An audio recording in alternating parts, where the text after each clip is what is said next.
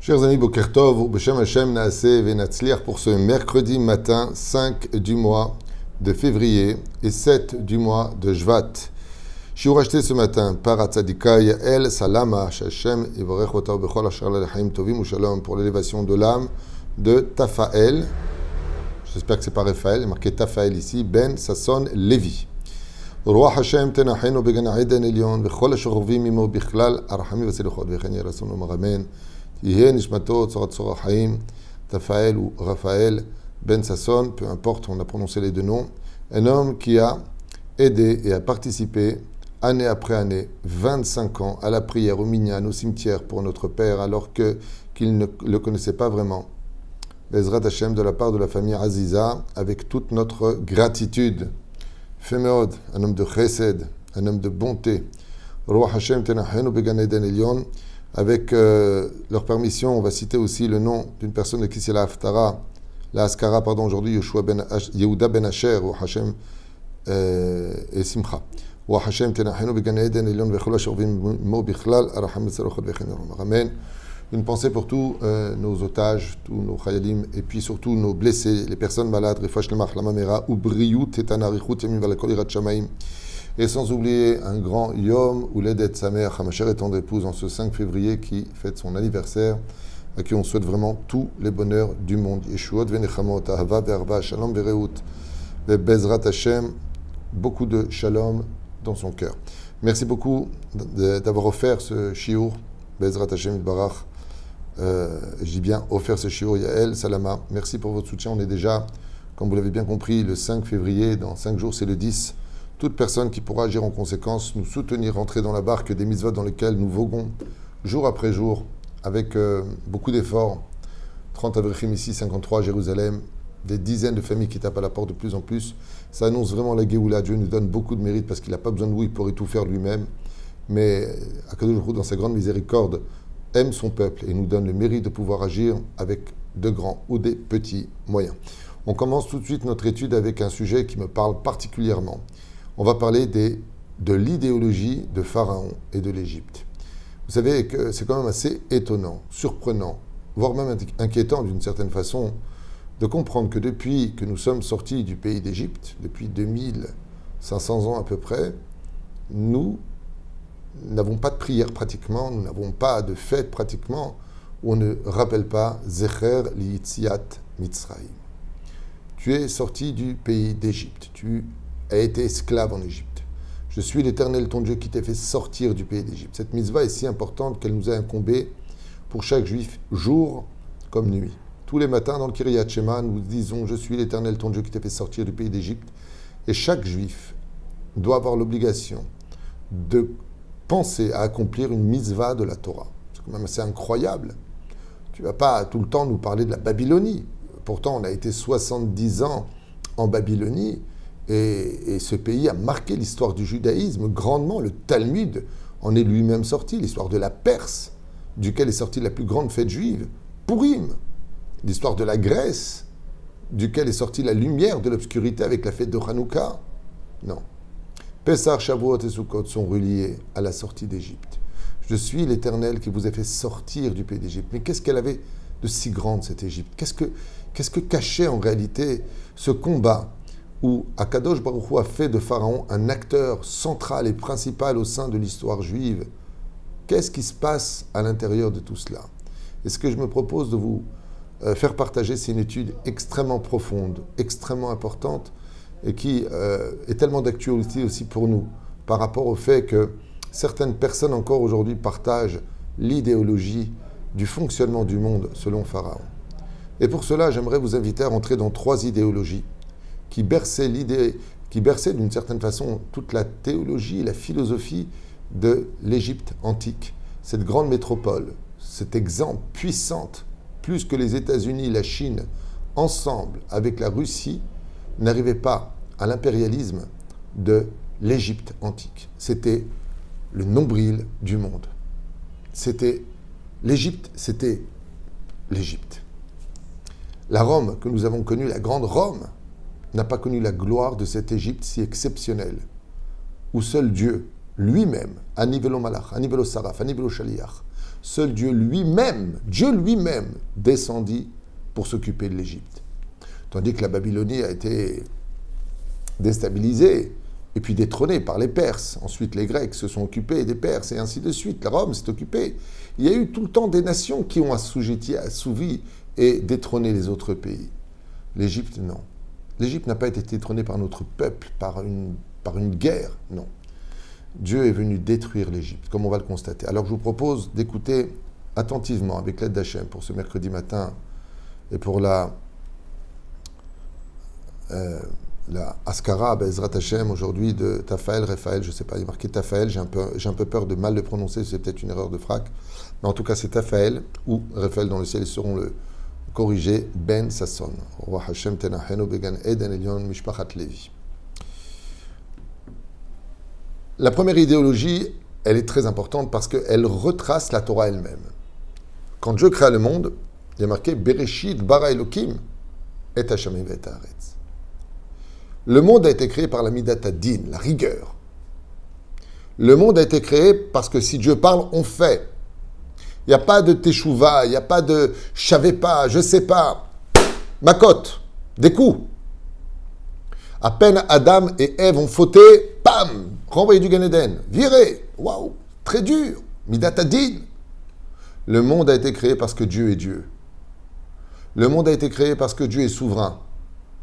Et pour faire Dieu de Dieu, il faut savoir si on l'écoute ou pas. Ce qui fait que la Torah vient nous apprendre que jusqu'à la création de l'homme, le monde était dirigé et érigé par la Midat Hadin, le nom de Elohim. C'est parce que Dieu a vu que l'homme ne tiendrait pas et qu'il aurait besoin de la tchouva et qu'il aurait besoin de temps et de remise en question, Dieu a son libre arbitre, que, eh bien, il a enjoint à la rigueur, à la Midat Hadin, la Midat HaChesed, la bonté. Et c'est pour cela que dans le texte, on lira non plus Vayomer Elohim, et là, Vayomer Hashem Elohim. Le nom de Dieu, Yud Kevavke, qui représente la miséricorde, qui représente la bonté, la patience, la tolérance, le longanisme, intervient enfin dans l'histoire pour laisser l'homme le temps de réfléchir. Mais malgré tout, le monde n'a pas été créé pour la Midat HaChesed. Le monde a été créé parce que Dieu le demande. Dieu a dit, fais Shabbat, tu fais Shabbat, c'est tout. Il n'y a pas de discussion, je peux pas, je suis pas prêt, je suis prêt. Haine. Mais Dieu, il dit non. J'ai créé un médicament qui s'appelle la Teshuvah. Dans le cas où il prend du temps, il pourra faire Teshuvah. Dieu nous demande de ne pas faire ceci ou pas cela.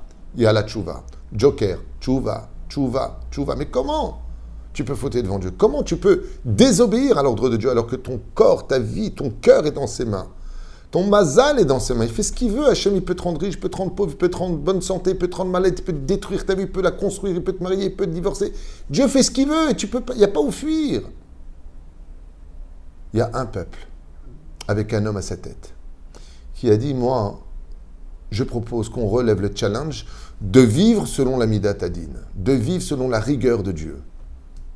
Et cet homme, c'est Pharaon. Son peuple, c'est l'Égypte.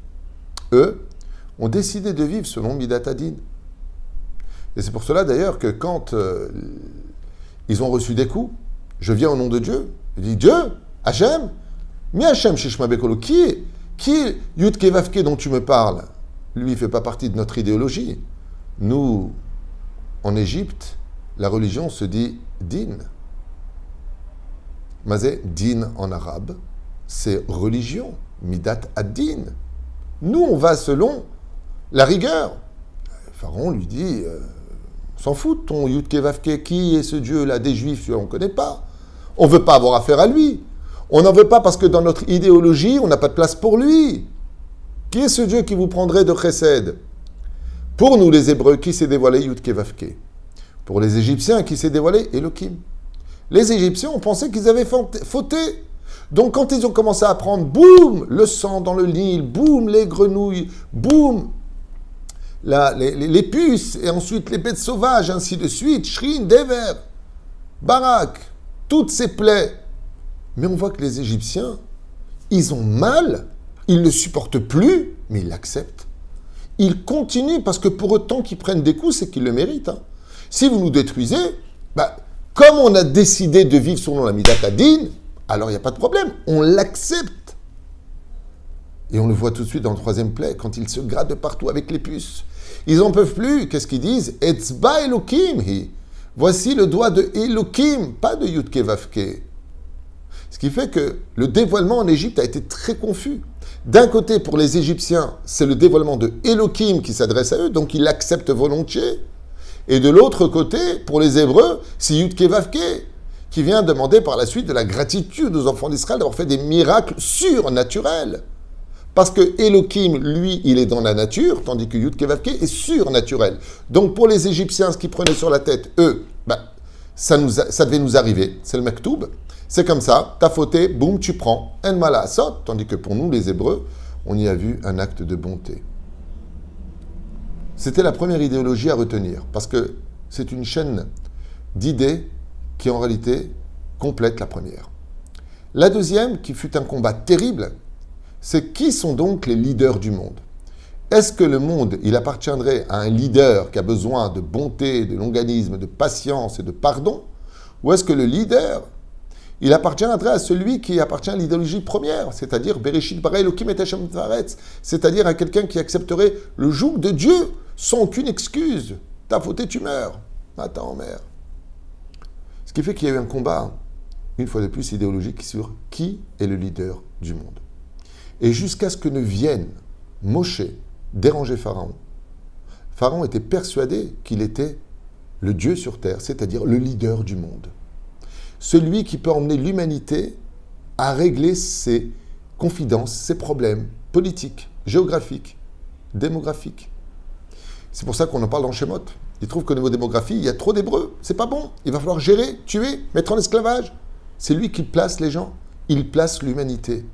Il dit quoi faire quand on s'assoit, quand on se lève. C'est pour ça que Mida Lobat là. Mesure pour mesure ne s'annule pas. Dieu à la 9e plaie, les fronts. Celui debout, il reste debout. Celui qui reste, il reste assis. Ce que vous avez voulu faire, vous allez le subir. Mais la reine, Pharaon, quand vient Moshe Rabbeinu, lui dit, mais qu'est-ce que tu veux, toi? Encore un juif qui veut mettre la pagaille? Encore vous, les juifs? Vous êtes esclaves. C'est quoi un juif? Vous êtes rien. Vous adressez à nous, on est des milliards. On est des milliards sur Terre. C'est nous qui dirigeons le monde. C'est nous qui faisons peur au monde. Moshe Rabbeinu lui dit, pas du tout. Pas du tout. C'est que tu oublies un détail. C'est que nous, les Hébreux, nous avons un libre arbitre beaucoup plus important que le vôtre. Et donc, c'est pas que nous, on a besoin de vivre selon la midat ha-chesed, la bonté et la patience, lui dit Moshe Rabbeinu. C'est qu'étant donné qu'on a le droit de dire oui ou non, eh bien, on a besoin donc de plus de temps pour réfléchir. Tandis que vous, votre libre arbitre est très limité. Tu n'es pas roi parce que tu es roi. Tu es roi parce que Dieu t'a mis à cette place de roi. Mais ton libre arbitre est limité par lui. Et comme ton cœur est dur et que l'homme est emmené là où il veut aller, Dieu va endurcir ton cœur puisque toi, tu n'acceptes pas la midat ha-chesed. Toi, tu n'acceptes pas la tchouva, tu n'acceptes pas le pardon. C'est bien ce que tu voulais. Ainsi donc, Dieu te bloque ton cœur pour que tu n'aies jamais le droit de dire « Je m'excuse, je demande du temps, je demande pardon ». Tu veux être dur, tu vas recevoir la monnaie de ta pièce. Dieu lui endurcira son cœur. La deuxième idéologie, aux sages de nous apprendre que les Égyptiens, ce peuple très universaliste et de qui plus est cosmopolite, car nos sages nous disent que toutes les nations du monde vivaient aussi en Égypte. Ils comprenaient les 70 nations qui vivaient à l'intérieur. C'est pour ça que Pharaon parlait les 70 langues, car il s'adressait à tout public qui tapait à sa porte, comme le leader du monde. Mais voilà qu'il est détrôné par un homme qui vient lui dire « Tu n'es pas le leader du monde, tu n'es qu'un pantin de l'histoire. » Et celui qui aura raison, c'est pas, comme tu veux le dire ou l'exprimer. Arrête, c'est vrai que quand viendra le Messie, celui qu'on attend tous, le Mashiach ben David, fils d'un homme et non pas fils d'un Saint-Esprit, il vient de la tribu d'Yehuda, donc il ne peut pas être le fils du Saint-Esprit, bien sûr, vous l'avez compris. Eh bien, quand viendra le Mashiach, on passera de Midat ha-Chesed à Midat ha-Din. Effectivement, quand viendra la Géoula finale, il n'y aura plus le temps pour la Teshuvah, il n'y aura plus le temps pour les convertis. Le dévoilement de Dieu et la vérité frappera le monde. La connaissance de Dieu remplira le ciel et la terre comme l'eau recouvre les océans. Et donc, on n'ira même plus selon les lois de Hillel, de la patience et de la tolérance, mais selon les lois de Shammai, du renvoi et de la sévérité. Quand vient la Géoula finale, comme Dieu se montre, le libre arbitre se raffirme. Le libre arbitre se renferme, il se rapetissait face à la vérité. C'est comme quelqu'un qui veut faire un hold-up, il a son libre arbitre. Et il voit un quart de CRS devant la banque. Qu'est-ce qu'il va dire? Je choisis de ne pas faire? Non, tu ne choisis pas, tu ne peux pas le faire. On viendra, Bezrat Hashem, le moment de la Géoula. Il y aura une telle vérité sur terre que même si on veut, on ne peut pas tellement ressentir la présence de Dieu par amour pour lui. Ce sera un moment merveilleux, vous inquiétez pas. Il ne faut pas avoir peur de la Géoula, il faut l'attendre et la désirer parce que c'est un moment où c'est comme quelqu'un qui était malade mais qui ne le savait pas et d'un coup on lui montre qu'est-ce que la guérison. Le problème de Pharaon c'est qu'il était malade mais qu'il ne le savait pas. Les 10 plaies sont venues le guérir et maintenant il s'est rendu compte. La troisième idéologie, qui est une des plus belles. Cette idéologie a toute sa place aussi dans le combat face à la Torah. Alors, qu'est-ce que veut Dieu? Dieu veut qu'on lui fasse qu'on concrétise la terre, cette terre qui est ronde et pas plate pour toutes ces personnes qui inventent n'importe quoi sur les réseaux sociaux, je le rappellerai une fois pour toutes. La Torah nous dit qu'elle est ronde, elle n'est pas plate, donc il faut arrêter avec toutes sortes d'informations où les gens me disent « Rav Tutu, mais la terre elle est plate ». Non, elle n'est pas plate, elle est ronde. Et les gens qui ne tournent pas rond, ils pensent qu'elle est plate. Mais enfin bon, encore un autre sujet. Chers amis, la résurrection des morts, c'est dans des mondes célestes ou sur terre? Sur terre. Le monde futur, dans des mondes célestes ou sur terre? Marloquette, il y en a qui disent sur terre. Donc pour Pharaon, le combat est simple et la vie est évidente. Il faut sanctifier le monde d'en bas, avoir des richesses, et c'est pour ça que l'or, l'argent, le bronze, les matériaux, la soie, toutes les plus belles valeurs terrestres, des matières premières, étaient en Égypte. Tout est en Camon, tout était en or, tout était waouh. On a vu, quand ils ont trouvé tout en Camon comme ça, combien l'or était pur, combien l'or était puissante. C'était un monde où l'idéologie appartenait à l'argent. Comme Dieu le dit, L'or et l'argent appartiennent à Dieu. Ce qui fait que pour les Égyptiens, la sanctification de ce monde est plus importante. L'autre monde, on s'en fout. C'est pour ça que, comme c'est marqué, Blik en Kvarim, quand ils arrivent de l'autre côté, ils disent Bli en Kvarim. Bli, il n'y a pas. En, il n'y a pas de tombe. Rachid dit oui, il ne creusait pas de fossé. Parce que les cimetières n'existaient pas à l'époque en Égypte. Ils cachaient les corps, mais pas de façon à les enterrer. C'est pour ça qu'ils faisaient des pyramides pour les souverains, sur un fleuve bien tranquille, avec de l'or et de l'argent. On leur mettait 2 pièces d'or sur les yeux pour payer le passant.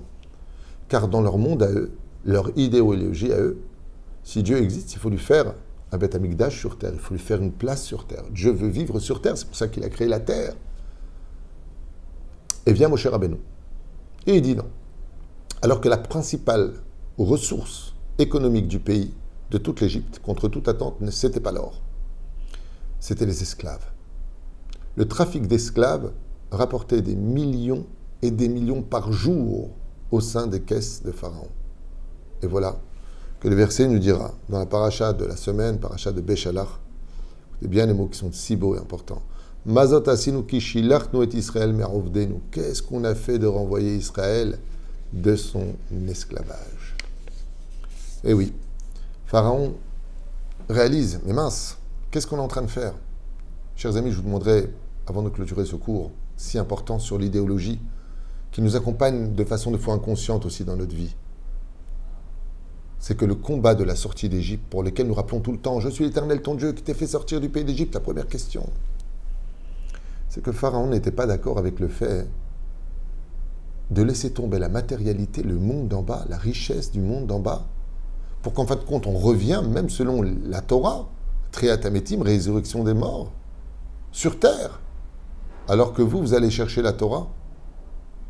Est-ce que le monde matériel, est-ce que les succès financiers, est-ce que le fait d'avoir une superbe, mais magnifique histoire physique n'est pas plus importante qu'une histoire métaphysique. Le combat idéologique de Moshe face à Pharaon, c'est de savoir est-ce qu'un homme il doit laisser le monde matériel pour le monde spirituel. Est-ce qu'on doit arrêter le moment de l'esclavage, métro, boulot, dodo, pour aller fixer un temps d'étude à la Torah? Et Pharaon, il dit, Pharaon, il dit, à quoi ça sert d'étudier la Torah? T'es assis, ça ne rapporte pas de l'argent, ça. Hein? Pharaon. J'ai encore des gens comme ça qui portent le cœur de Pharaon en eux. Étudier la Torah, à quoi ça sert les parasites? Voilà, ils sont là, ils sont assis. À quoi ils servent dans la société? C'était les paroles de Pharaon. Pharaon, c'est ce qu'il a dit à Moshe Rabbeinu. Mivami olchim, qu'est-ce que vous êtes en train de faire? Vous allez dans le désert chercher quoi? La Torah, faire un sacrifice à votre Dieu? Mais travaillez le succès, l'argent, le pouvoir, le trône, la souveraineté, le leader du monde, la puissance économique. Voilà ce qui fera de nous celui qui pouvons accueillir Dieu. Et nous, on lui a répondu, oui, tout à fait, c'est ce qu'on va faire chez nous d'ailleurs en Israël, un gouvernement, une royauté, un roi, oui. Mais sans la Torah, ce n'est pas valable chez nous. Et ça, Pharaon ne l'acceptait pas. Un pays laïque où le seul Dieu, c'est l'or et l'argent. Le seul Dieu, c'est celui qu'on veut inventer pour nous donner le droit d'exister selon nos visions des choses. L'idéologie qu'on appelle l'idolâtrie. Faire de l'argent une idolâtrie. Faire du monde matériel une idolâtrie. Et là, Moshe Rabbeinu leur dit non. Nous, comme on a plus de libre arbitre que vous, on a besoin de patience vis-à-vis de Dieu. Contrairement à vous. En teshuva lagoim. Ainsi donc, Pharaon reconnaîtra. Quand la mer se refermera sur eux, Michamocha ba'ilim Hashem, Mikamocha ne'edar bakodesh, nora teilot osefele. Selon Rabbi Eliezer, Pharaon fera teshuva et reconnaîtra qu'en réalité, le monde dans lequel on est, ce n'est pas de faire simplement monter la matérialité, pas vers le ciel comme nous on le fait aussi, mais pour soi-même. Cette hypocrisie mensongère de Pharaon est tombée. Mitzrayim met al sefatayam. L'Égypte est morte. Ce n'est pas les Égyptiens, sinon Mitzrayim met tout al sefatayam. Ce n'est pas au pluriel. Met al sefatayam. L'idéologie est morte. Depuis que le peuple d'Israël est parti chercher la Torah, l'idéologie matérielle de ce monde ne vaut plus rien. On a beau être un super américain extrêmement riche, un russe de la mafia extrêmement riche, ainsi de suite. Tu n'es rien. Personne n'est rien sans la Torah. Et je finirai avec une belle histoire. Un jour, sur un bateau dans lequel se trouvait Rabbi Akiva, des richissimes qui partaient pour la Turquie étaient en train chacun de vanter ses richesses, ses bonheurs, le nombre de maisons, le nombre de serviteurs et de servantes. Et quand ils se sont tournés vers Rabbi Akiva, ils lui ont dit « Et toi, qu'est-ce que tu as ?» Il a sorti la Bible, il l'a embrassé, il a dit « Moi, j'étudie la Torah. » Et tous se moquèrent de lui. Seulement 1 heure plus tard, un énorme bateau arriva, des pirates. Ils accostèrent ce bateau et dépouillèrent tout le monde. Ils les frappèrent, maltraitèrent, et ainsi de suite. Quand ils sont arrivés à Rabbi Akiva, ils ont vu qu'il étudiait la Torah dans son coin, ils ne l'ont même pas touché, ils n'ont même pas fait attention à lui, ils ont vu qu'il n'avait rien sur lui. Quand ils sont arrivés sur le port pour accoster en Turquie, ils ont vu de loin, alors qu'ils étaient affamés, ils ont pris la nourriture, ils ont tout pris, les pirates. Un énorme banquet. Et des milliers de personnes qui criaient « Vive le tzaddik, Baruch Haba, vive le tzaddik !» Ils ont dit « Mais de qui ils parlent? Qui attendent ces gens-là ?» C'est levé Rabbi Akiva, il est descendu sur le port et ils ont demandé à Rabbi Akiva, tous ces riches qui avaient été dépouillés, « Vous pouvez nous inviter à boire et à manger du banquet qu'ils vous ont préparé sur le port ?» Et Rabbi Akiva les a invités. Au moment où ils ont commencé à manger et à boire, d'effet de toutes leurs richesses qu'ils avaient dans le bateau, ils ont dit, il n'y a pas comme la Torah d'Israël. Rabbi Akiva leur a dit, toutes les richesses de ce monde, vous pouvez les perdre en un jour, mais la Torah qui est en vous, personne ne peut vous la prendre. Et ça, c'est la force de Moshe Rabbeinu. Aller chercher la Torah au Sinaï vaut tous les ors du monde. Chez Nehemar, comme c'est marqué, Tov li Torat picha me'alfei zahav achasef. A dit le roi David, Tov li Torat picha. plus de valeur à mes yeux à la Torah que tout l'or du monde et de l'argent, car on ne prend rien avec soi. Et combien même on reviendra dans ce monde un jour, et combien même on reviendra dans ce monde pour le monde futur, n'oublions pas un détail. Tant qu'on n'est pas arrivé à ce moment-là, il faut ramasser le plus de mitzvot et de bonnes actions, tout en ayant un monde matériel, mais un monde matériel qui bat au rythme de la Torah et des mitzvot. Un combat d'idéologie très intéressant à étudier et que je trouve de plus particulièrement actuel. Si vous revenez sur ces 3 idéologies que j'ai étudiées dans plusieurs livres pour vous le présenter en un seul cours, en un temps record, c'est pour vous dire combien Bémet c'est d'actualité tout ça. Alors, est-ce qu'on est dans le camp de Moshe, qui traversera la mer Rouge pour prendre la Torah? Ou est-ce qu'on reste dans cette Égypte de métro boulot dodo, où on pensera que toute sa vie, seul en fin de compte l'argent, te donnera le pouvoir, seul l'orgueil, seule la mauvaise parole, seul le fait de crier ou de se prendre pour le leader du monde? Non. Celui qui sera leader du monde, c'est le représentant de celui qui fera naître le nom de Dieu dans le cœur de chaque juif sur son chemin et des nations du monde. Baruch Adonai l'Olam. Amen. Amen.